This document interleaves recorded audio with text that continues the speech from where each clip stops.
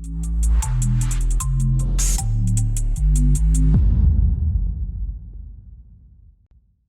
everybody. I might have talked to probably most of you on Monday when I did the Git talk with my friend Simon and Alex.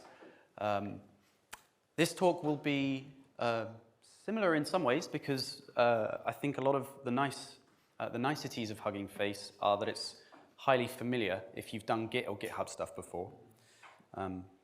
But yeah, as Dominic mentioned, this is kind of intending to target researchers who are using machine learning, or beginning to use machine learning potentially, who want more and better ways to share their work, make it more easily accessible. Yeah, well, something better than chucking stuff on Dropbox, for example. So this is split into 2 sessions, 2 hours. First off, I'll kind of go over lots of context, click around the website a little bit, show you what's going on, what to expect, what you can do, and then we'll have, I think, a short break.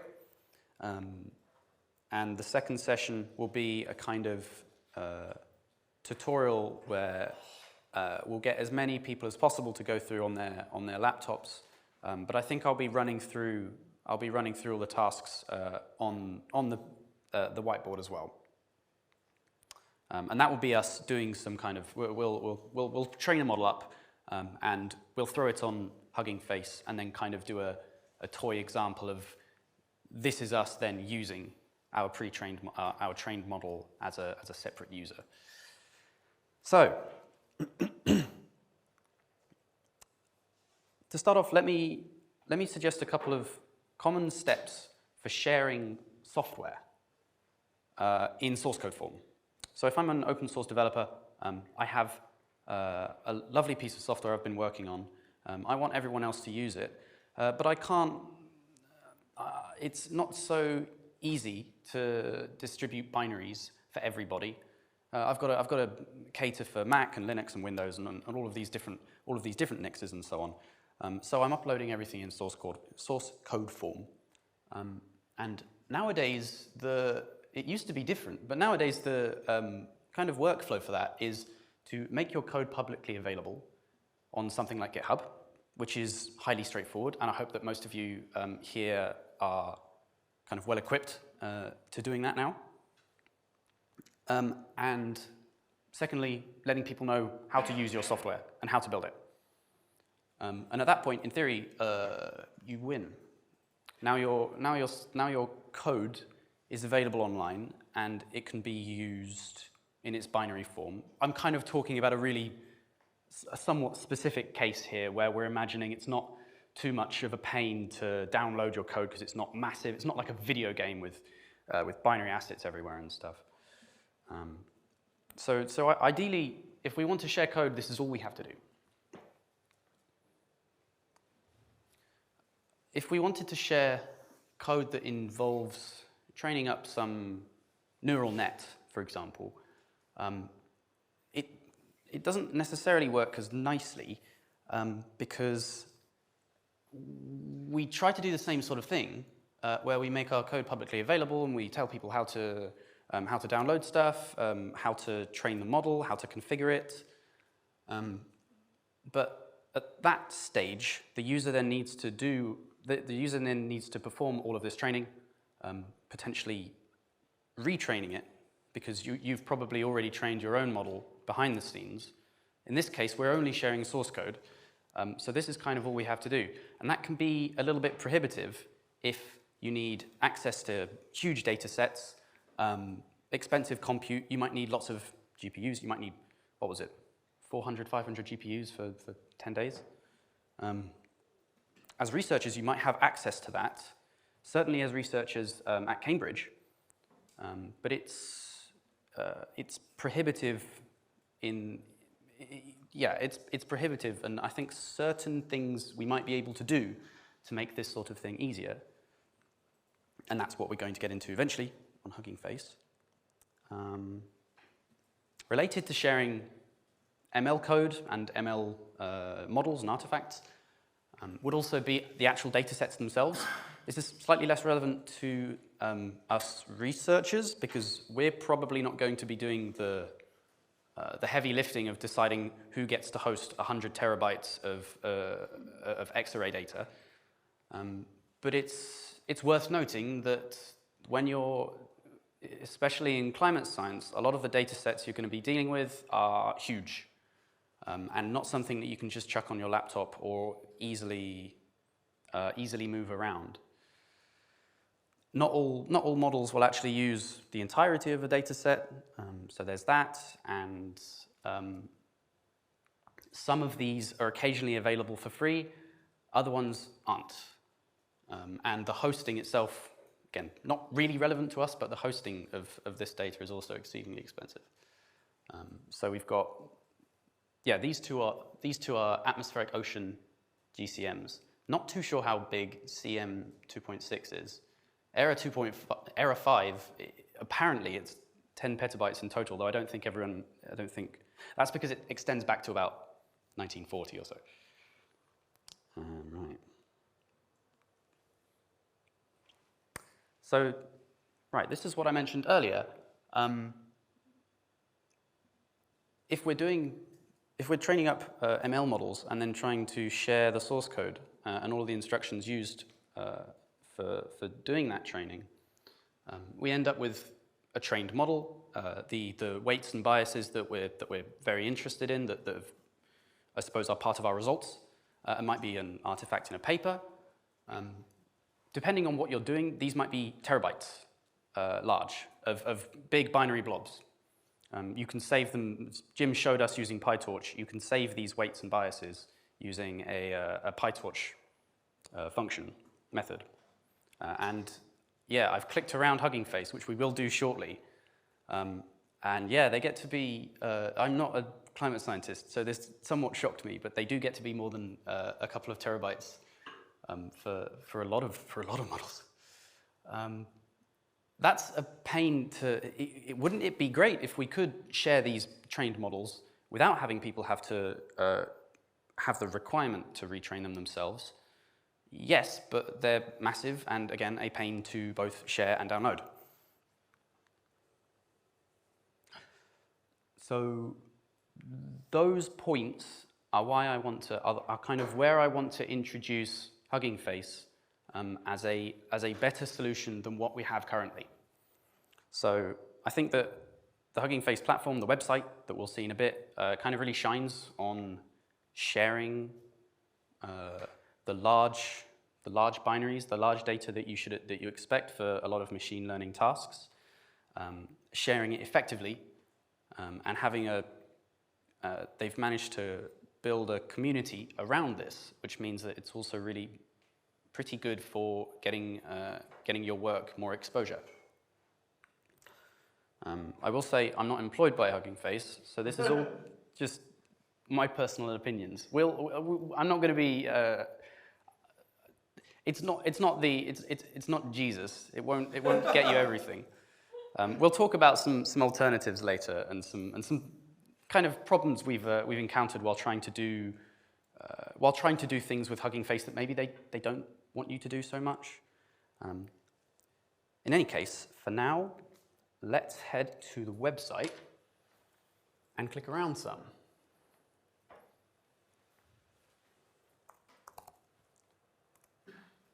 Right. Can anyone tell me how's that? Is that zoom level okay? Should I go one more? Bit bigger, yeah. All right. So.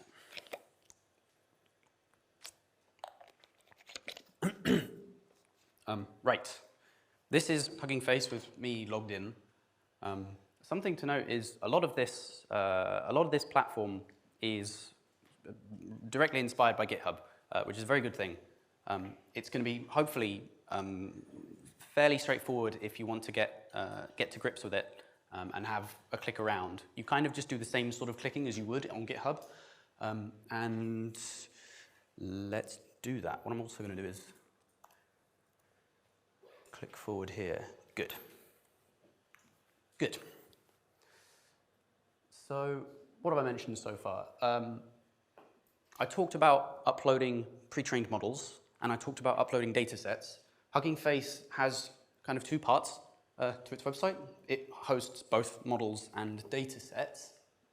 If we have a look at models first, it's basically like browsing GitHub for repositories, for software repositories, except what you're looking at is different trained models, all with a bunch of different explanations and like information on how to load them, how to use them, and an awful lot of kind of semantic tagging and stuff.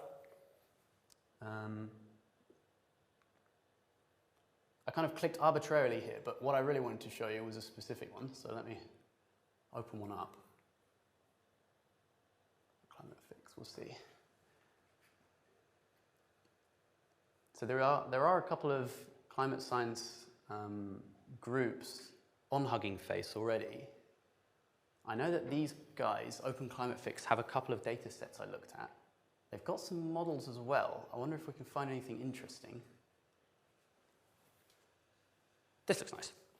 So, we're on a model repository here. I say repository because very similar to GitHub, all of the files and stuff are backed in the same way that GitHub backs them using a Git repository.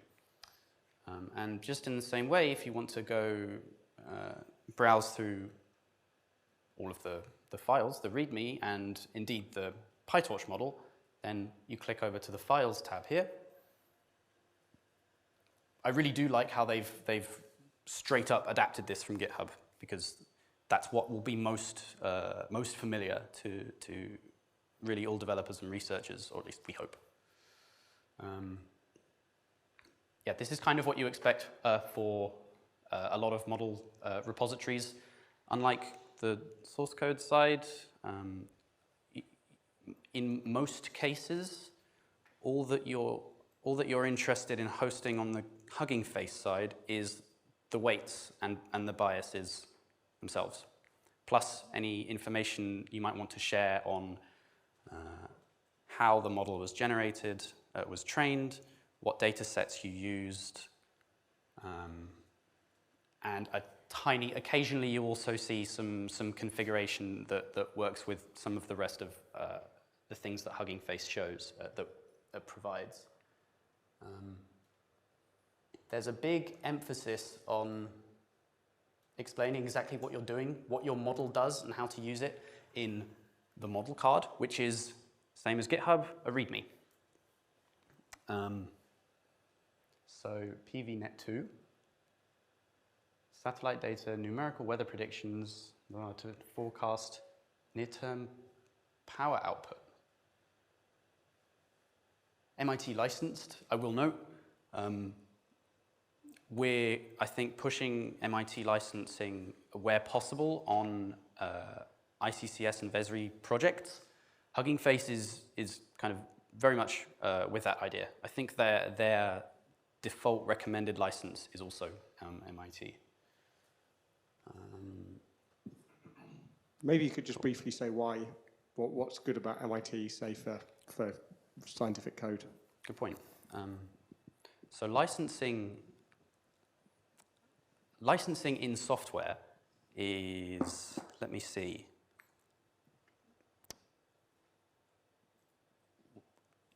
If you want to share your code and results so that others are able to use it without restriction, such as having to potentially call you to have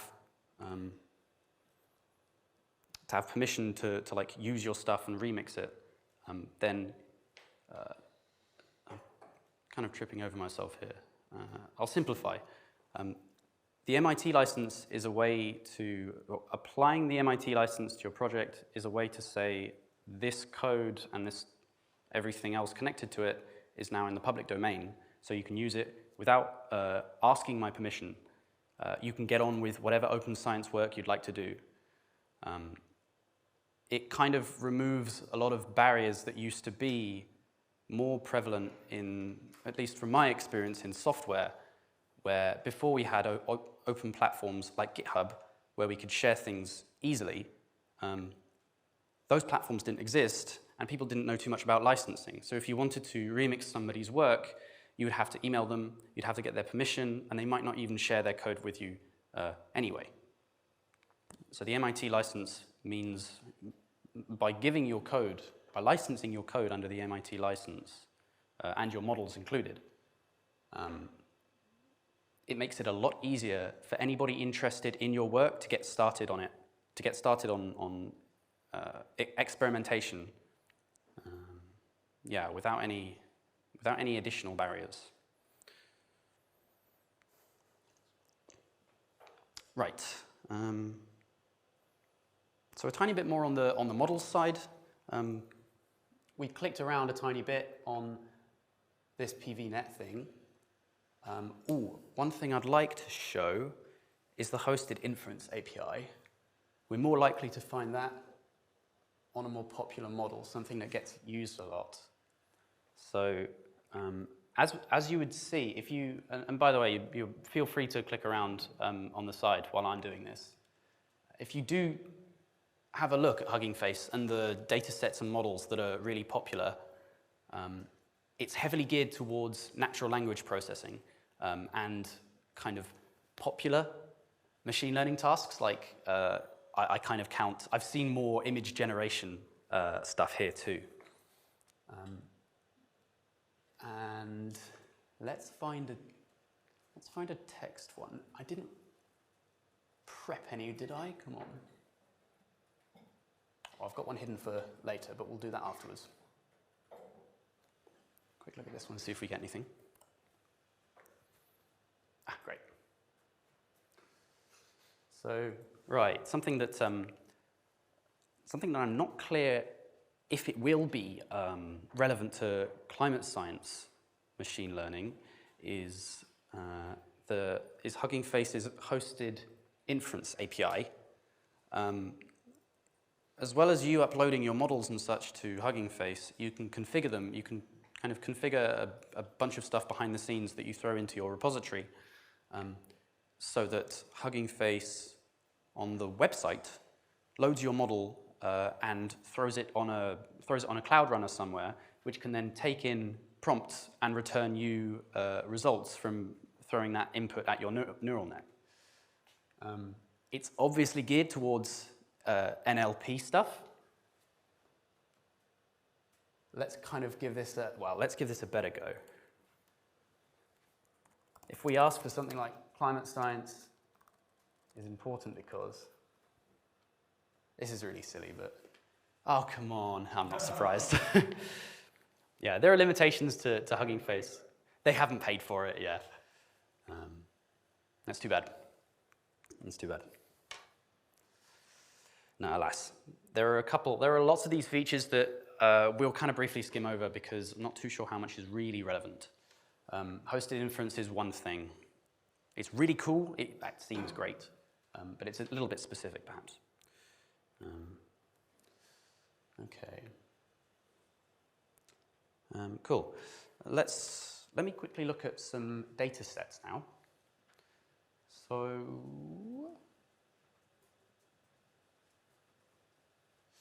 earlier we found, I think Dominic found the Era 5 dataset hosted on Hugging Face. It looks massive. I don't believe it's kept as up to date as a couple of the other places where it's like properly released.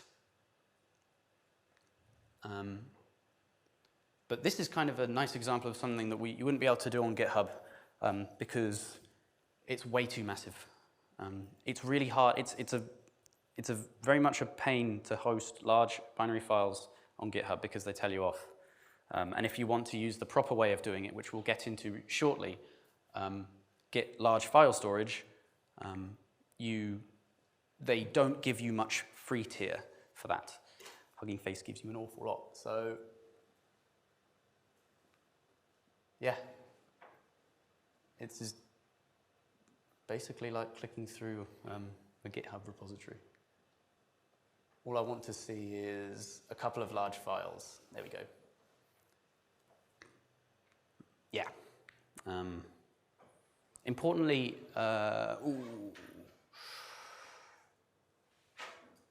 yeah, something to note is that a lot of the data sets on Hugging Face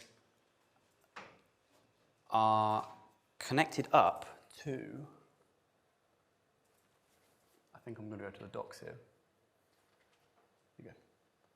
A lot of the data sets that you find on this website, you can automatically use in Python by downloading a library. Oh, not shown.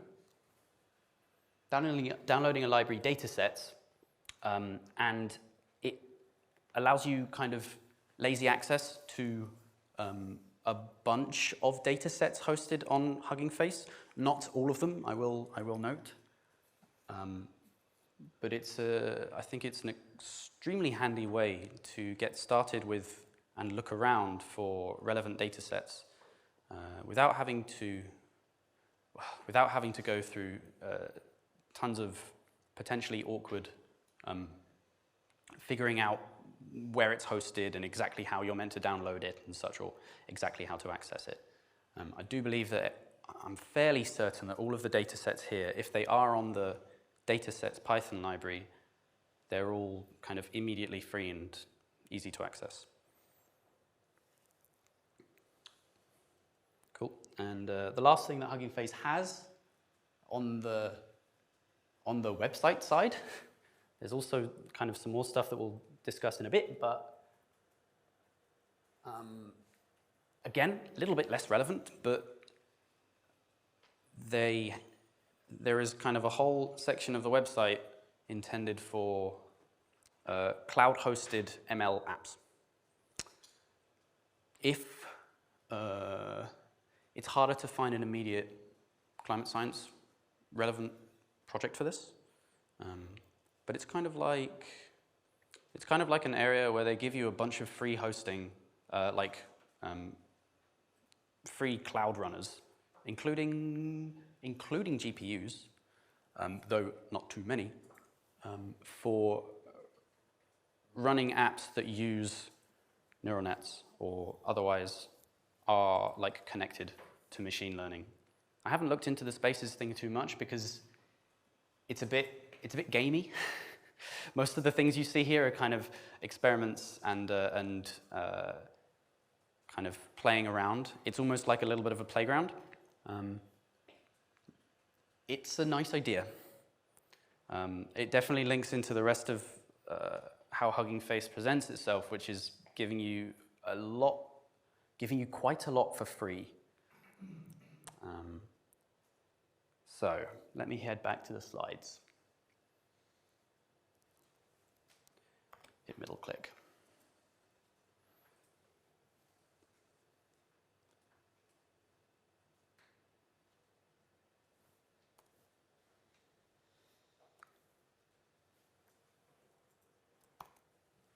There we are. Yeah, to quickly recap. Basically all I showed you there was, as I understand, free. It's really, really nice for the model hosting. That's the kind of biggest thing I wanna push. Even if you have like 100 gigabytes or whatever of PyTorch weights and biases, if you wanted to try and host those on GitHub, I don't think you'd be able to. I think you'd have to jump through hoops. If you didn't want to host them on GitHub, you might use a cloud-based thing, which would cost you money. You might try and use Dropbox, which would be silly. You could, well, probably you'd either try and go through your organization, and you'd hope that they can help you with it, or you simply would avoid. This is kind of my assumption, but you simply wouldn't share your pre-trained models, and you would require that people have to retrain if they want to kind of reproduce your results.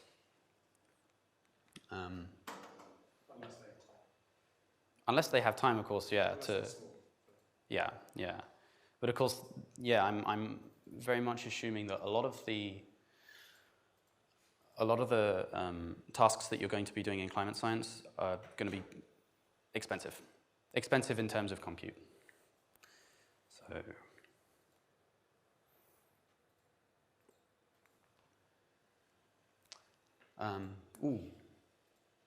this was a quick, this is something that comes up in open science, right? The FAIR principles. It's kind of nicely easy to connect each of these to something that Hugging Face does extremely well. Reusable is plain obvious because it's one of its prime directives is to allow you to upload your already trained models and give everything that you need to the user for them to then download and run and load them. Big tick on R. Interoperable, slightly less relevant to Hugging Face, I think. Accessible, there aren't any barriers to downloading things off of Hugging Face. And findable, there's, sounds a bit sad, but there's a lot of, there's a big community behind the Hugging Face website. Of people, of ML researchers and users who are already keen on, well, they're already keen on the stuff that you're doing. So there's quite a lot of, reminds me actually, something I didn't click on was if I can quickly head back to the website.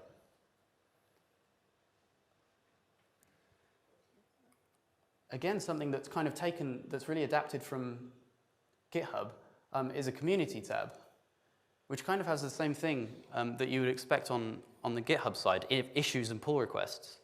Of course, this is stuff that you can also, if you're hosting and doing your development on a different site, then this can go there. But the community aspect of Hugging Face, having people who are already keen on working on this stuff and using it, is probably worth mentioning. I know that comparatively, versus like users who are keen on natural language processing, climate scientists are certainly an underrepresented group on the Hugging Face, but that could certainly change. And it's certainly well suited to hosting climate science, climate data sets and relevant models. Okay, back to my slides. Quick note on some caveats. As I mentioned, heavy focus on popular machine learning tasks. It's not a bad thing, but it just is, it means that you might get locked out of a lot of stuff that otherwise would be nice to use. I mean, I tried to use the hosted inference API and it didn't work. And I haven't found a kind of a relevant model that works, that gives you a working kind of hosted inference bit. Some missing features and stories which are handled better elsewhere, primarily GitHub. We'll see that in a bit in the second session. But as mentioned, yeah, I think it's worthwhile for hosting climate sciencey stuff. Kind of gone over most of this. I mentioned that GitHub, you can still use it for a lot of the things that I've mentioned Hugging Face excels at, but Hugging Face excels at them unlike GitHub. It's a real pain to host, to kind of share much more than like executables and binaries. I don't know how I'd share anything over a couple of gigs on GitHub. I don't actually know the limitation for uploading files to GitHub releases, but I have to assume they're probably a bit harsh. There's also a different website. I actually heard this the other day, and then I found it while Googling around and connected the dots. I'll take you onto this website quickly, because it looks surprisingly reminiscent of what we were just on. Oh, okay. Yeah, surprisingly reminiscent website. I don't know anything about Kaggle. What I can see is it hosts a lot of the same sort of stuff that Hugging Face does. It's also interested in being a machine learning community. It does seem a bit less open because it won't show anything here, but I don't believe that they allow you to, unless somebody can check and let me know if I'm wrong, don't believe you're allowed to upload your own models. When I checked the docs, they stated that it's only models that the Kaggle company have uploaded. So it's perhaps a different focus. They host lots of competitions and stuff.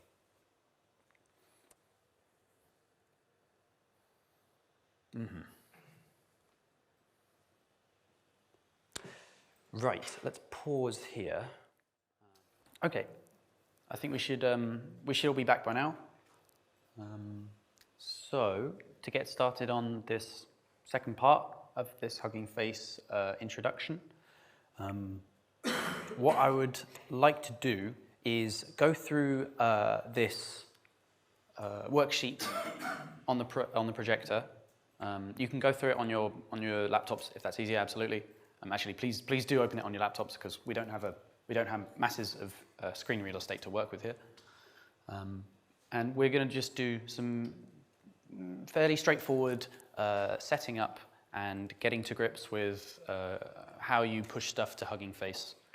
It should feel very reminiscent of doing stuff with GitHub, with one big difference, and it'll give me an excuse to discuss a couple of other kind of things that we've noted with Hugging Face, things that you might want to look out for, and such. So, cool. If we could start by heading to the repository on the screen. In here, come on. Cool, right. In here is a tiny bit of Python that's copied from, let me make that bigger. Tiny bit of Python that's copied from the PyTorch official examples. It's actually the MNIST, here we go. It's actually the MNIST. It loads the MNIST dataset and does a much worse job training a neural net than Jim showed us. But there is a dropout part. I didn't actually see that. The neural net that we ended up configuring in the previous ML class, I think was probably a bit more opinionated and I have no doubt was probably more accurate. This is as simple as it gets. I've not been. I'm trusting that I found nice code here. So go ahead and have a clone of this repository. So the link's in the worksheet. And if you head over to the main view, then as long as if you can install the requirements and stuff all nicely, then try running it with Python main save model. And what we should get from that, I think the command was briefly flashed in the previous ML intro workshop. It runs this. Let's give a quick check. Cool. It runs this line. Come on. We saw this in Jim's stuff earlier today. We only save the model state dict because that is specifically only the weights and biases. It's not. There's also a bunch more information in the PyTorch model which you don't need, provided that you have the model class and the rest of the Python code that defines how the PyTorch model looks. You don't need to save all of that. So the state dict only saves the weights and biases that we're curious in, and then we can load that. Indeed, we have another script here that lets us load that afterwards. So go ahead and run Python main with save model. How are we doing so far? Could we have a quick show of hands to see how far people are? Let's say, is everyone is everyone looking at an MNIST CNN file on their computer? I've got lots of nods, a couple of shaking heads.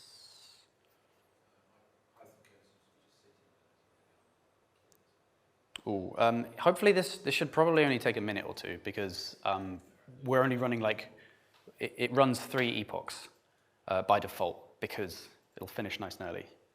I get an accuracy of 0, is that? You get an accuracy of 0? Everyone's getting an accuracy of 0. Well, I should run this myself and see what we get. I get 99%. 99 is probably more like it. Well, let me jump into it here. So I'll get into my Python shell, source venv, main save model.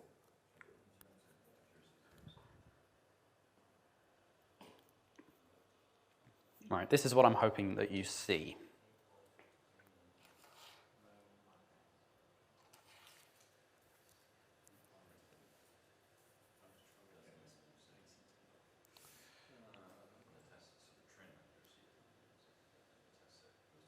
Okay.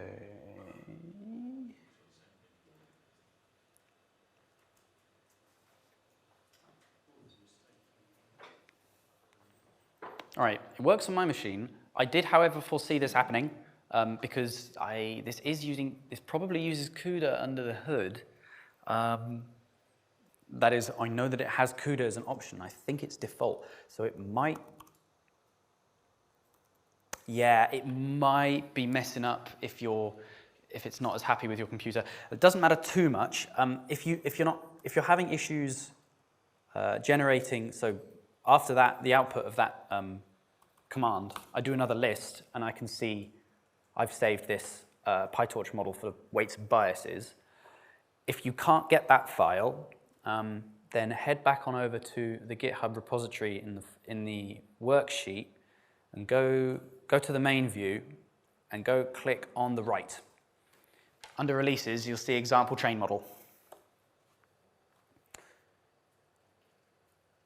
And download the PyTorch file that I chucked up on there.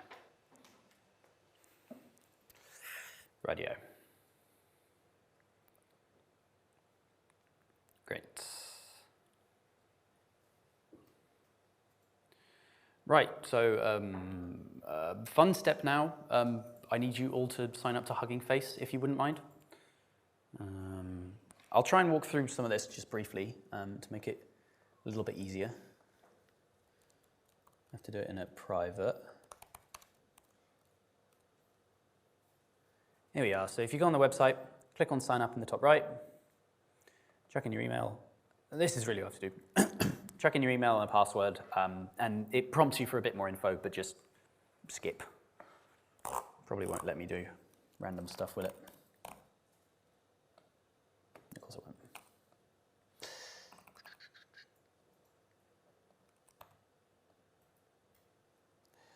Cool, I will not baby you through that. Okie dokie. Once you're on Hugging Face, I'm going to jump over to one of the settings pages that will get us set up with pushing and pulling Git commits. So if we've set up GitHub stuff before on your local machines, this should be more or less the same thing.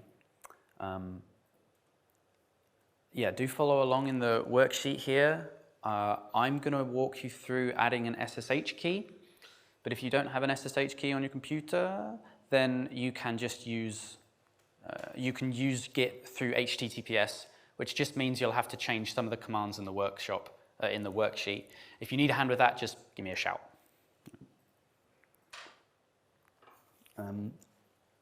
Actually, does anyone want? Actually, I can do something here. What I could do is generate a new SSH key for myself and add it. Does anyone want to see that? If you're not too clear with SSH keys, would anyone want to see that in first person? Yeah? May as well. It's not too bad an idea. Right, you need a terminal. So where's my main terminal? Here it is. I'm going to have to refer to some notes that I got from ages ago. That should be it. Good. Right, so if you don't have an SSH key or you want to generate a new one to upload to Hugging Face, easy peasy. Run this command as long as you got Open SSH installed on your computer. So SSH keygen ed25519 A100. I'm going to save this in a different file. I'm going to... Yes, if you want to... yes, run that command. When it asks you what file you want to save it in,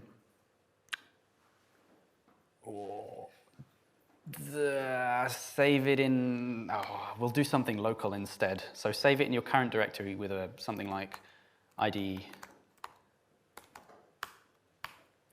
We can just do Hugging Face, I think. Hugging Face SSH. Leave the passphrase empty for now. So just press enter twice. Okie dokie, saved. Now if we look, I'm gonna make this bigger. Now if you look where you're in the folder that you were just in, you should have two files. One of them will be the file name that you entered. One of them will have .pub on the end. Oops. The one with .pub is a lot smaller. Should look something like this. The one without .pub is your private key, which you shouldn't share. So now that we have these two keys, head back. First off, I've just catted out my public key here. I'm turning around. I've catted out my public key on the terminal, so copy this. Head back to Hugging Face and click Add SSH key. Key name can be anything. Nice idea to use. If you have, for example, an SSH key per machine, make it something that reminds you of that machine. This one is called KFC. My machine's KFC, so KFC2 or KFC Summer School 23. And the string that you copied from your terminal, paste it in here, SSH public key. So it should look something like this. You should be able to then add key here and sorted in theory.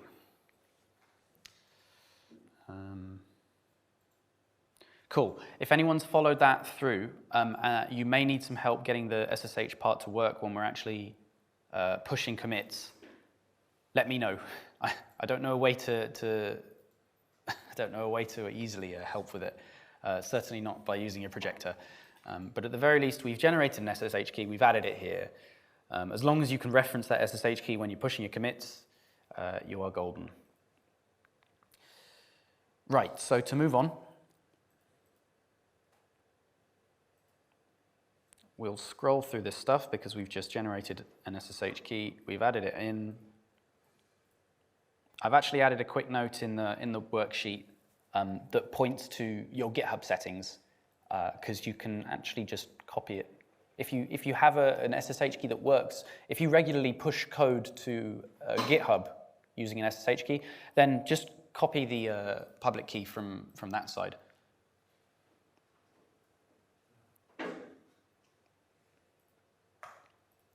Okay.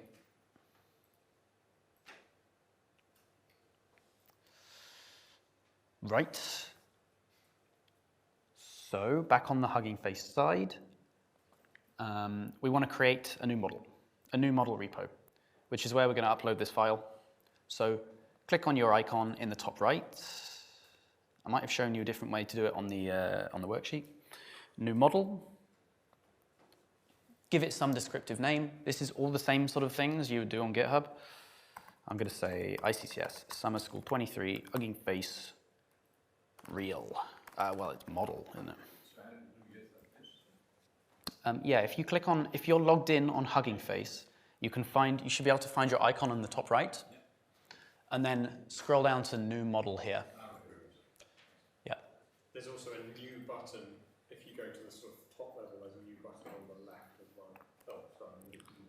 That's right. Yeah. I think There were just questions here about where to find that model button. yeah, Either I think the top left or the top right. it's the top right. The easiest thing is if you're logged in, then you can click on your little icon and Yeah. it will show you new model here. On the worksheet, there's a different one you can see. If you're on the index page, you can click here as well, and we can do the same thing here. Takes us to the same page. Okay, so just the same as we'll do on GitHub, we add a name. You can add, GitHub has this as well, you can add a license straight away. So if you type MIT, they have one by default. Leave it public. We do it private? Can we do it private? Like, Yep. Presumably that would also work, right? Yeah, if you like, you can make a private repository.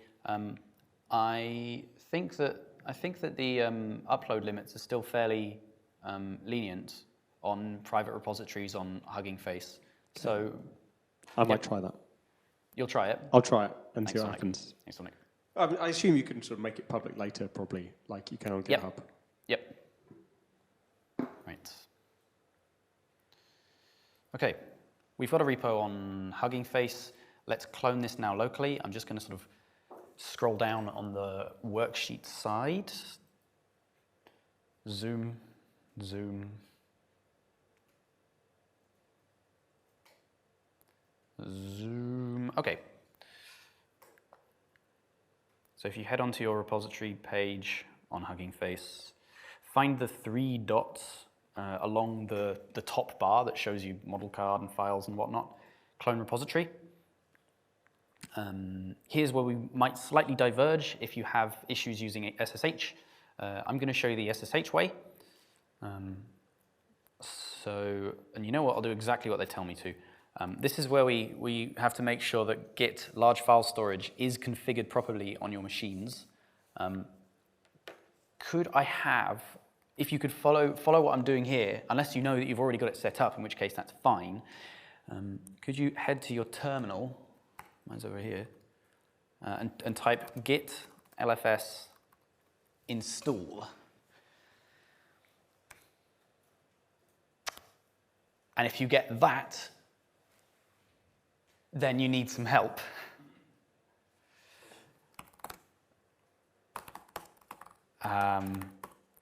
Luckily, I do have git lfs.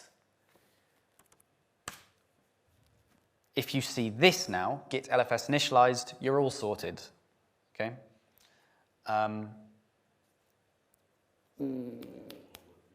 If you're on Mac, right, I can't show this here, but if you're on Mac, could you homebrew git lfs?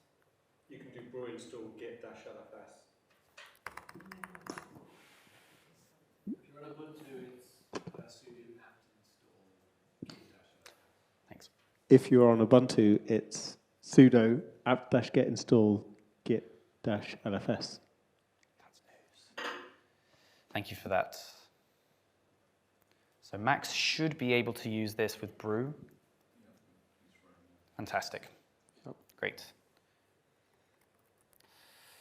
Okay. Right. Now to clone, you do the same thing as you do on GitHub, but we're just cloning from a different place. Yes, shall I? Yeah, all right. So before we move on, does anyone want a hand setting up git lfs on their machine? Maybe we could just have a...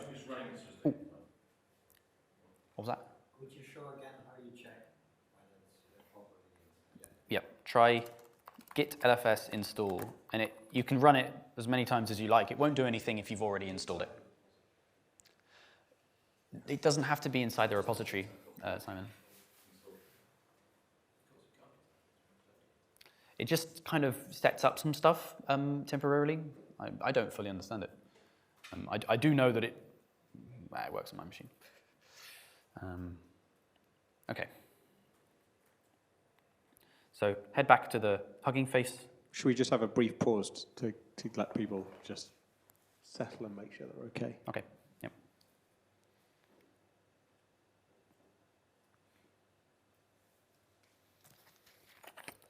The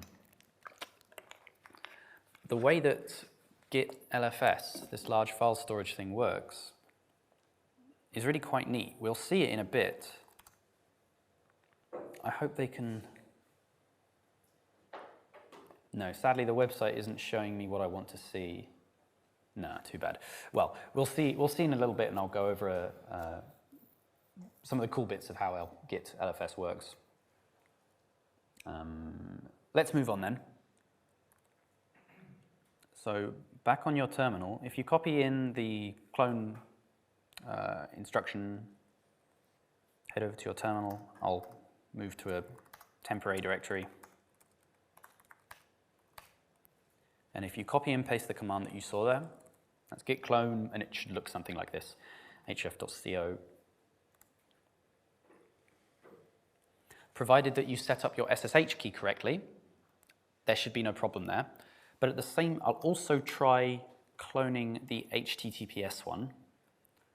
If you're public, then this should work just the same way. If you made a private repository, then you might get asked for your password here. I've got no support on that. SSH keys are definitely the way to go for pushing up Git commits securely. Would you do this within your Git repository or outside? Well, we don't actually have the Git repository locally yet. The other one. Oh, the other one. So the question is, should we be doing this inside the Git repo that we just forked and cloned with the machine learning model? All right, thanks for that. No, these should be two separate repositories. So I'm going to change folder here because I'm in the wrong one. I believe you could do it inside, and that would be fine. But you might also want to have it as more like a sibling directory instead. But I have mine as a child directory right now. I think that's going to be okay, but it's probably not recommended. Yeah, if you have a Git repository inside another Git repository, you have to be careful if you're adding files. It's allowed, but it's you can get in a mess if you forget where you are. Right, I'm just going to move back to, here we are. So on my side, I have a code repository here, cd code ls, which is, if I show you the git remote, this is the GitHub repository that has the main.py that trains the model. I cd out of this, and I head into model, and this is one I made earlier, which is connected to one of my Hugging Face repositories. So yeah, try to keep these two repositories separate. One is storing the code, and one stores the trained model. Let me bring in this one.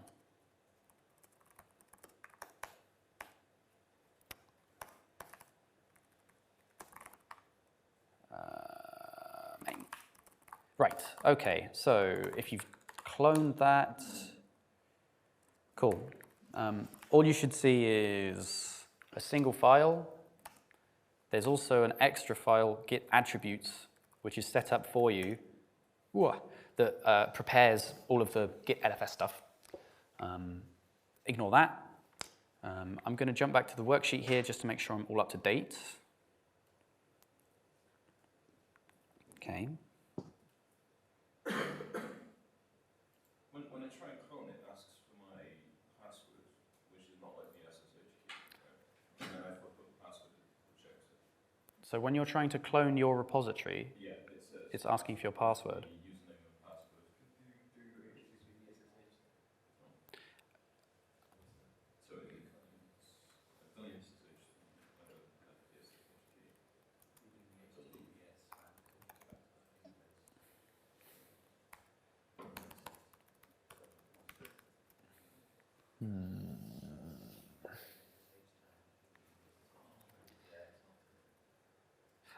key. If you're trying to copy one of the commands from the clone this repository tab, then if SSH isn't working for you, make sure you can switch between which one it shows you. over here. If you get this window open using the triple dot, then yeah, you can see you actually need to use a different domain name for HTTPS. So do watch out. All right. Okay. Well, at this point, the only thing that's left for us. Oh, remove that. The only thing that's left is in our new model repo that we've just cloned. We want to copy in the saved PyTorch model that we created. So I'm actually going to jump out of this repository so that it's clear what I'm doing. So I've got a file, I've got mnist.cnn in my code directory. I want to copy it into my model main. So copy code mnist.cnn, model main. Okie dokie.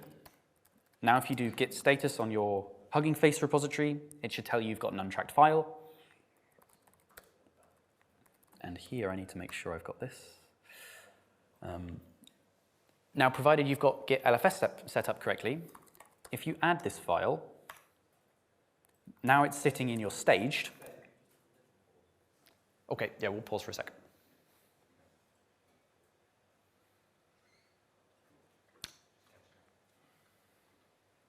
Should I quickly whiz through what I've just done in the past 2 minutes?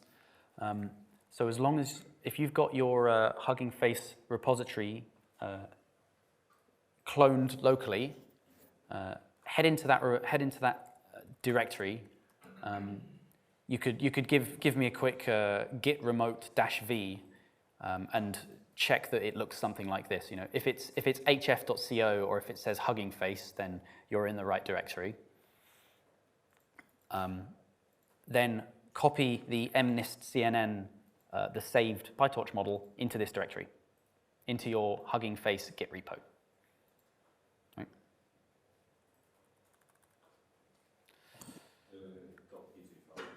So the .pt file that if you trained your own model previously, it'll probably be in a different directory. Mine's over in, if I go up a directory and I go into code, then mine is here. So I've copied it in from there. Okay. Okie dokie. Is everyone cool with the Git stuff if they want one? Yeah. I have a small question, Ben. Yep. In the worksheet, you suggested running git diff -- cached. Yes. That's to kind of inspect what's going on. Yep. What's the difference between git diff and git diff -- cached? So it's What's it all about? git diff. You know what? We'll look at the man page because the man page generally tries to explain this stuff. Oh, well, it doesn't explain it immediately, so it'll be faster for me to give Are you. you RTFMing me? I didn't. Yes, I am. That's okay. So it says at the bottom. It does one, yeah. So git, it's basically 2 commands in one. Git diff. If I run git diff, first off, git status. We'll look at the current status of this repository before doing anything. If I run git diff here, it tells me absolutely nothing, because git diff tells you all of the changes to tracked files in your repository. Which means if your repository is dirty, if it has those changes, then it'll tell you. We can quickly see if I whiz through some commands. I'll go to somewhere that I know is definitely dirty. We've got probably over here. Perfect. Right. So here I'm in a different project that I know. I've got a bunch of changes staged for commit, which means this is a dirty working directory. So if I type git diff here, then it will tell me all of these. It'll show me the exact ways that these have been changed, all of these 5 files, as we see. On the It's the difference between the workspace and the head. Yeah, git diff is the difference between head, which is your current commit, and your working directory. Because this repository's head is this commit, but locally I've made changes that I haven't committed yet. So those changes, they get shown by git status as red, because it's stuff that you might lose. And it's stuff that isn't staged. It's neither committed nor staged. So git diff shows you the things that are neither committed nor staged. I'm going to exit out of this repo, so pretend you didn't see that. I'm back in model main here. We do git status one more time. This file isn't committed, but it is staged. If you want to see the git diff for files that are staged but not yet committed, then you run git diff -- cached. So that's the difference between the head and the staging? Yeah. Yes. The question is, So git diff cached shows you the difference between head and staging, which is it's maybe a bit of a weird thing to say because we often forget about the staging area in Git. But it's an extremely useful command if you're committing multiple files at the same time to remind yourself of what exactly you're committing. So that's what we're going to do here. We're about to commit a file, but I want to see exactly what's going to get committed. So if I run this, then we get something a bit weird, because if I open up mnist, this file, it's a mess. It's a binary. It's a binary. It doesn't have well, it doesn't look like what we just saw here, because we're actually adding a text file, and this is git lfs doing its work behind the scenes. So you should see that. If you run git diff cached, you should see something like that. That means that git lfs is correctly configured, and you will be making a commit that Hugging Face are happy to accept. There is a pitfall here where if you try to push a file to a Hugging Face repository where you try to push a file that it really wants to be in git lfs, then it gives you an error. And it says, I won't take this commit because it contains a binary file that I need you to add to git lfs. So it's worth noting. If you're curious why that happens, if we look at the git attributes file, I'm going to search for .pt here, and it's right here. Yeah. So to continue, I have not actually made the commit yet. Let's finally make this commit. So git commit -m add trained mnist model. That'll do.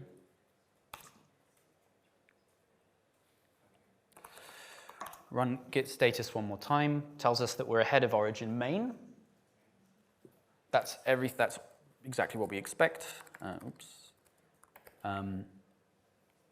Git push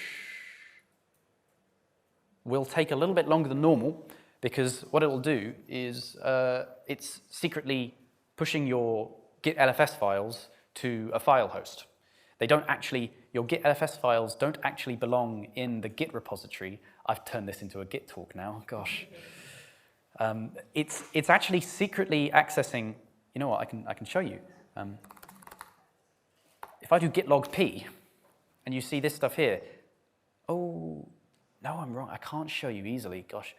Git lfs does lots of stuff behind the scenes, and secretly, Hugging Face basically have a file host, which is a lot more performant, and it doesn't take nearly as much space as storing large files in Git. And that's how Hugging Face was, that's how they figured out how to enable all of this big binary sharing. Good. One more git status. We've just pushed we've made the commit and we've pushed. As long as that's successful, we can go back over to Hugging Face, do a quick refresh. That won't show us anything because we're on the model card, so head over to the Files tab. And, ooh, look at that pickle. I got no idea what that is. And you should see the file that you uploaded. This is all nice and basic stuff, certainly if you've done GitHub before. But the Git LFS extra requirement may trip you up.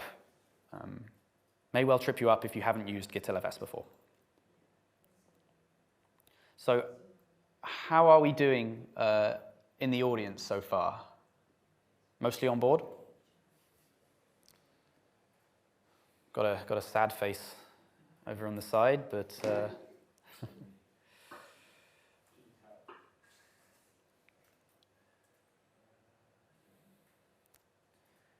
I'm going to jump onto the last page here.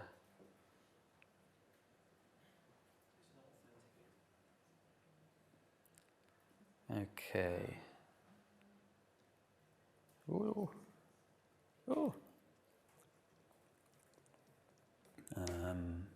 La la la. Right. What's that weird bug which is like a fetch and pull but I can't push? So Simon in the audience says he's got a weird bug where he can fetch and he can pull, but he can't push. Anyone else got that problem? I wonder. Do the GitHub -v tell you which one? Yeah.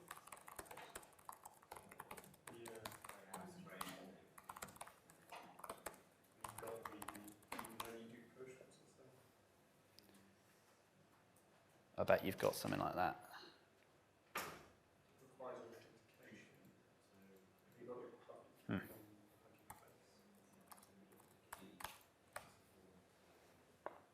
But is it? You need to put it on your And jump around here a bit. Use Pi.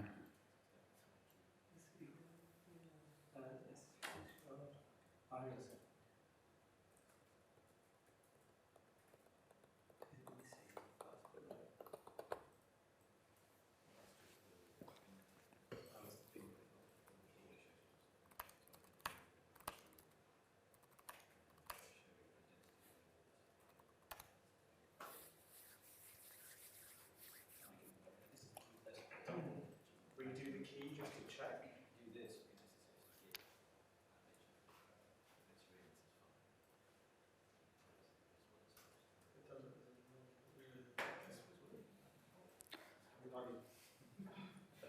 So I've only got one more thing to show you, and it's a bit of a forced thing because in our situation that we've created here, we were the ones who've uploaded this pre-trained model.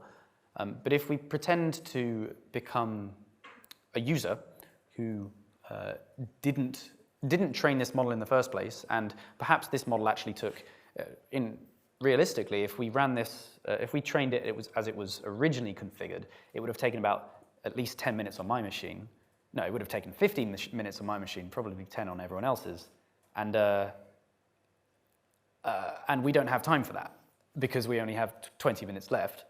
So at this point, we would, as a user, we'll do this anyway. It's a bit silly, but if you head onto your Hugging Face repository, give the file that you uploaded a download, save it wherever makes sense. I'll save it in my downloads and I'll move it.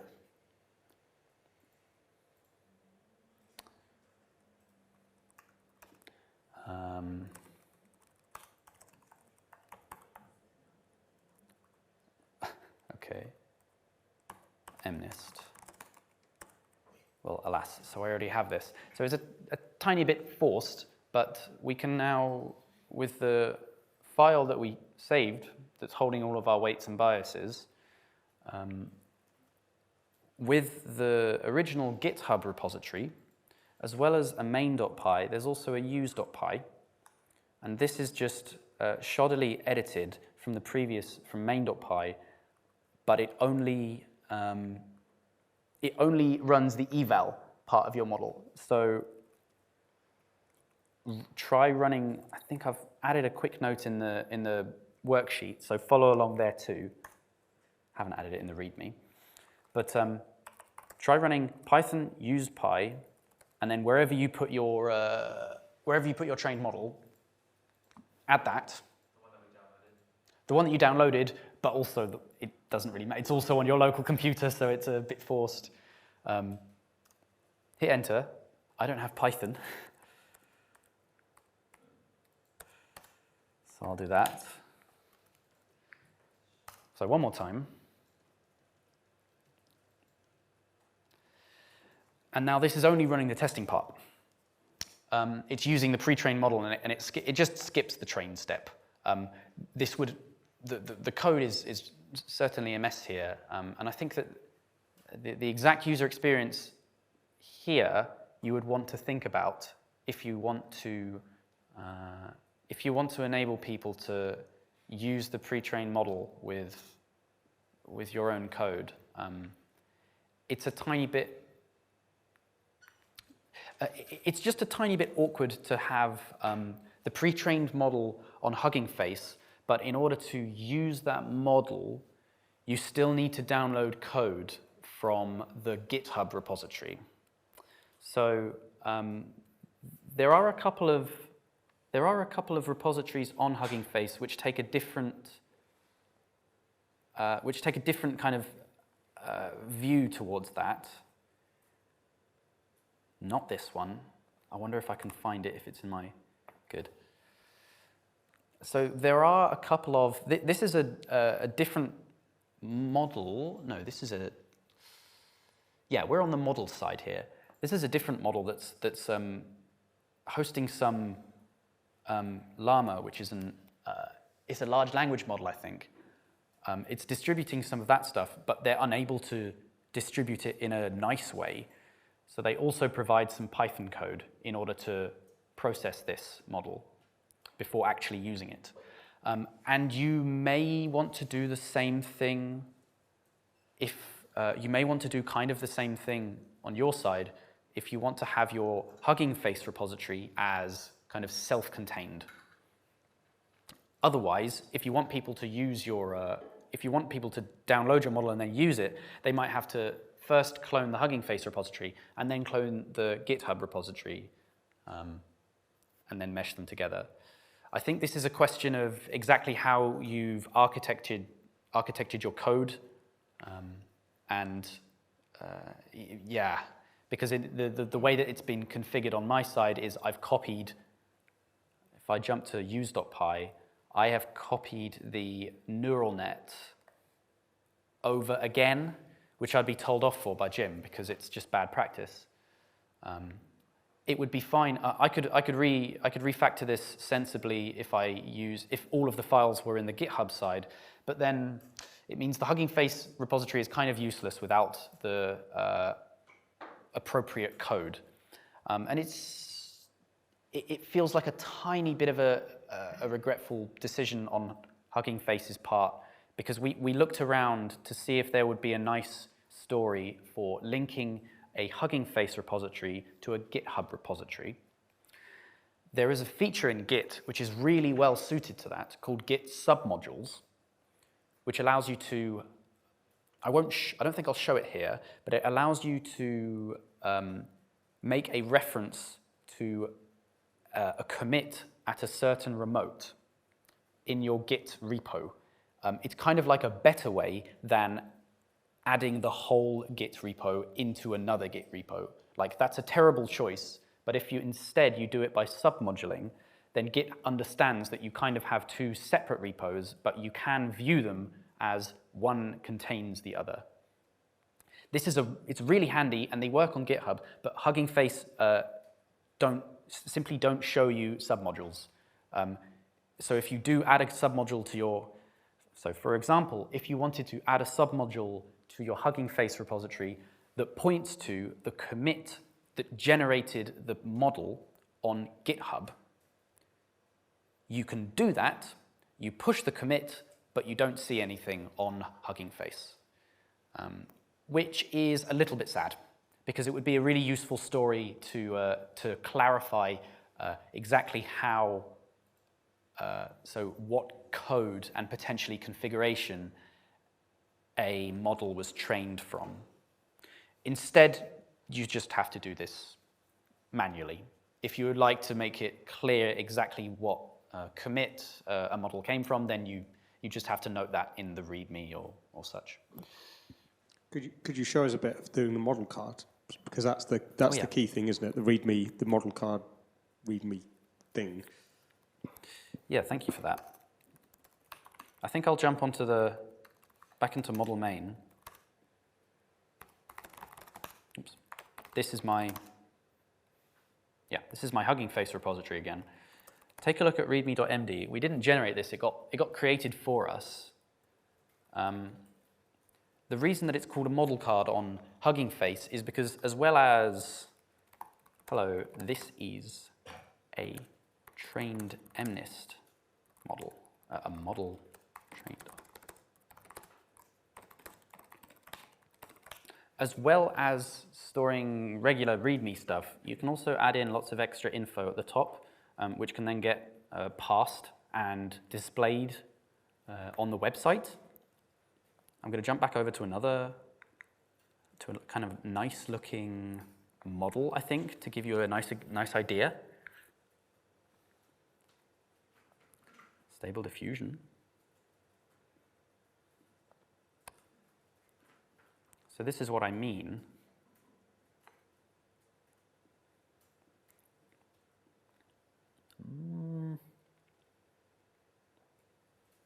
I'm going to find a better one here.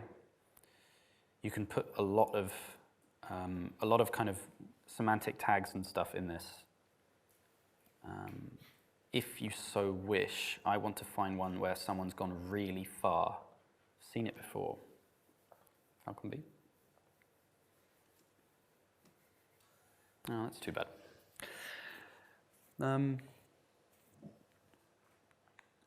Well, if we were a good person writing, explaining exactly how we've generated this data, this model, and the data sets that we use and such, we would fill it in here. We also probably would add in a link to the GitHub repository that we use, so I'll do that as well.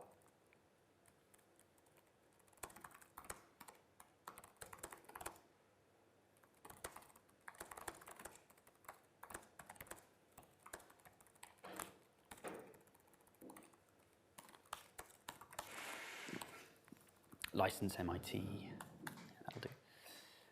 Question? Question in the audience? Thank you. I think I remember from the GitHub workshop that you could like tag a version of or commit as like the version that you used. Are you able to do that as well with Hugging Face, or would you just have to make a new repository? Thanks, that's a really nice question. I think we'll have a go. I can see that you can probably do branches on Hugging Face the same way. Remember that this, at the end of the day, the file tracking in Hugging Face is the same. It's the same technology that you're used to on GitHub. The question is whether they give you a way to look around tags. So I'll find the one I've just created, on my profile, this one. We'll look at the Files tab. I'm going to go back onto my, I know what we'll do, yeah. Go back on my repository, git status, add a bit more info to README. What's CM? It's my shortening, I'll do this. It's that. Add a bit more info to README. That's good. Before we push, we'll do git tag, what do you do? A, and then v 0.1. We can leave that empty. Okay, I'll just do it without A. That's fine. Okay, git log should give us, good, all right. So we're about to push a commit along with a tag. I'll do git push first, and then to push a tag, since we're doing this locally, git push dash dash tags should do that. Okay, that's definitely worked. So if you pull this repository, you will pull the tag down. The question now is, can we see that tag on the website? You can. Well, no. Well, branches and tags are really the same thing. They're not. I don't think branches and tags differ. Tag is just a different pointer to the same branch. So the branches like chained together. One points to the previous one, etc. So branch, yeah, branch is also just a pointer to a comment. Yeah. We're debating the fact that tags appear to be the same as branches. Okay. I didn't know that. That's how they implement it. But it's a sort of, It's it's a, just chain of commits pointing to the previous one, previous one, previous yeah, one. yeah. And branches are pointers to specific commits, so are tags. Cool. I mean, Everything is just a pointer to an address. well, exactly. Yeah. If you want to look, if you look around in the Git internals, So were you sort of wondering about actually pointing to the right code from the Hugging Face? Like pointing from the Hugging Face to like, oh, it's this version that was used to train it, or? Oh, I guess that's what Ben was talking about, but I was also interested in tagging it as well as Yeah. sort of the Yeah. updating the models Both themselves. ways round, probably, Yeah. yeah. Yeah, I mean, I think it would be really, I would highly recommend that, I guess, wouldn't we, Ben, to like, in the model card, to point to the version, like what was used to train it would be really good to know. Yeah. But also, like, yeah, where to go to get any inference code or. yeah, it would be. It's similar to writing issues and generally to any open development that you do. The easier that you can make it for a user to find, use, understand your software, the better. So it's really disappointing that we had a think about how you might automate as much as possible of the kind of craft of ensuring of pointing people back to the code that was used to generate a model and stuff. It doesn't seem convenient to automate it. It doesn't seem convenient because they're two different repositories, one storing code, one storing model.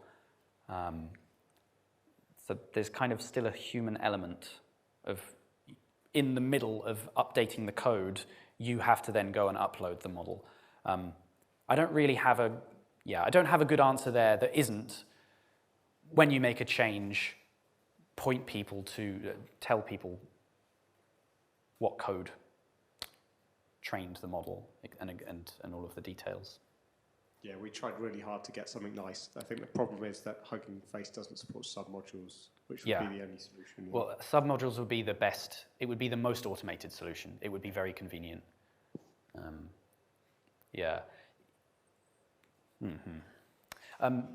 Might we have any questions in the audience that have been brewing at all?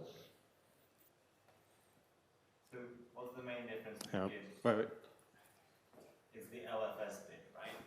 The main difference in this example to just normal Git initiation, copying, cloning, adding keys, etc., is at some point you track the binaries with the Git LFS, and then that's it, right? That's the biggest difference. That's the biggest difference between Hugging Face's repositories and GitHub's repositories. Yes. There's still a lot of good to be gained from throwing your stuff on Hugging Face because you connect it in with the rest of a fairly busy ML community who will hopefully be interested in the stuff that you're working on. And there's potential to plug your stuff, your code in with a larger ecosystem. I haven't shown that too far because, again, it's a bit specialized. The Hugging Face develop two popular Python libraries. Oh, I threw them up on the, sorry? We've got 1 minute. We got 1 minute. Okay, gosh, right. Yeah. Where was I? Hugging Face have a couple of libraries that are really handy and that separate it, that differentiate it from GitHub and would make things would make it nicer to use and give you more features, give you more bang for your buck, apart from just uploading your files there. But they're a bit tough to use if you don't fit into the small box that is like popular ML. So if you're doing natural language processing, then there's a bunch of models already there, and there's a bunch of different ways that you can easily connect up to use hosted inference and so on. It's something that we haven't been able to look into on our side to present to you here. And it's definitely something that we'd be keen to kind of see and maybe push forward ourselves if we get the chance. All right. Well, we can, ask Ben any questions later, but yeah, it'd be interesting to see if people get a bit of this user and do let them know. Thank them.